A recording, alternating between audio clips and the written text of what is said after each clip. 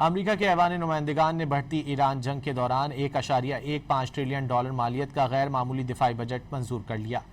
بل 212 کے مقابلے میں 216 ووٹوں سے منظور کیا گیا اور اس میں اسرائیل سے دفاعی تعلقات مضبوط کرنے کی وہ شق بھی شامل ہے جس پر کئی اراکین کانگریس نے پہلے سخت تنقید کی تھی۔ بل کی زیادہ تر ریپبلکنز نے حمایت کی اور 6 ڈیموکریٹس نے بھی حمایت میں ووٹ دیا۔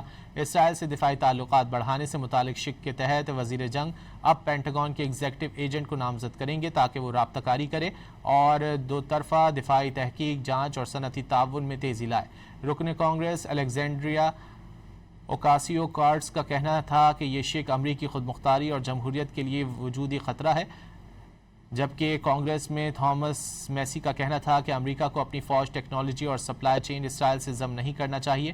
انہوں نے امید ظاہر کی کہ سیکشن 219 سینٹ میں مسترد کر دیا جائے گا کیونکہ یہ امریکی خود مختاری سے غداری کے مترادف ہے۔ ٹرمپ انتظامیہ ایران جنگ پر اب تک $37.5 ارب پھونک چکی ہے۔